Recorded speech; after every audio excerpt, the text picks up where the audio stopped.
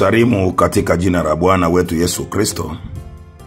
Ni neno la Mungu kutoka Isaya sura ya 45 mstari wa 22. Biblia inasema, niangalieni mimi mkaokolewe, enyi ncha zote za dunia. Maana mimi ni Mungu, hapana mwingine. Kwa nafsi yangu nimeapa. Neno hili limetoka kinywani mwangu katika haki, wala halitarudi, ya kwamba mbele zangu kila goti litapigwa na kila ulimi utaapa. Ndugu msikilizaji wangu na mtazamaji wa video hii fupi, mbele yetu kuna kazi kubwa ya kuhubiri Injili vijijini na mijini. Lengo kubwa ni kuwaleta watu kwa Yesu Kristo, kutoka kwenye mafungamanisho ya kimizimu, kutoka kwenye mafungamanisho ya giza na uovu, ili waweze kupata nuru ya Injili. Mpango mkakati nilionao ni kupata gari kubwa la Injili litakalofanya niweze kufika kwenye vijiji na kwenye miji, kwenye wilaya na kwenye vitongoji, kupeleka habari njema za ufalme wa Mungu. Nimefanya ziara kwenye wilaya kadha wa kadha. Ukiangalia mazingira ya wilaya zile na barabara za kuingia vijijini, tunahitaji gari la wastani, si gari kubwa. Na gari la wastani ambalo tunapaswa kulitumia lenye kila kitu, vyombo, generator, jukwaa, ni $113,000. Tunaweza kupata gari la kuingia kijiji chochote. Kunaomba, kwa sababu lengo ni kwenda vijijini, tuelekeze nguvu kwanza kwenye hili gari la kwenda vijijini. Tupeleke Injili kwa watu walioko kule. Wako watu wanahitaji kusikia na wanakiu. Ni nani nitakayemtuma?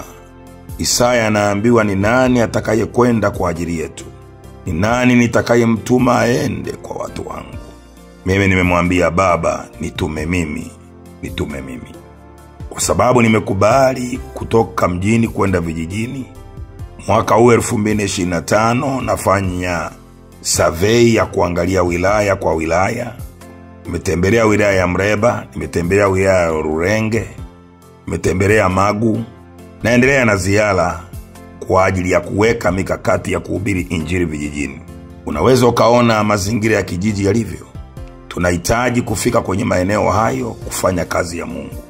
Kwa nikuombe rafiki yangu, wekeza kwenye utumishi huu. Tupate gari la Injili $113,000, lakini tukipata $150,000 itakuwa ni sahihi zaidi kwa ajili pia kusafirisha.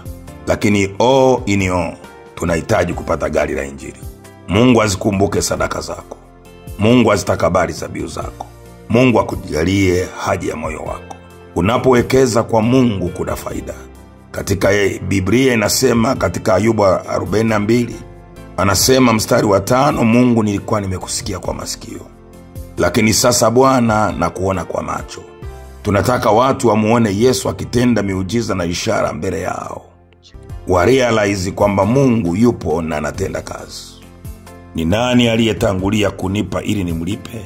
Kama Mungu anaahidi kulipa, nikuombe rafiki yangu, wekeza kwa Mungu ili akulipe. Biblia inasema, wapandao kwa machozi watavuna kwa kelele za shangwe. 0754 367826, hiyo ni M-Pesa. 0718 267171, hiyo ni Tigo Pesa. Namba ya akaunti ni kama unavyoiona hapo. Wekeza, tufanye kazi ya uwekezaji. Na kusudia by January tuwe tumeshapata gari mwakani. Kazi ianze mara moja kwenda vijijini na mjini. Yote yanawezekana kwa kaaminie. Ubarikiwe na karibu.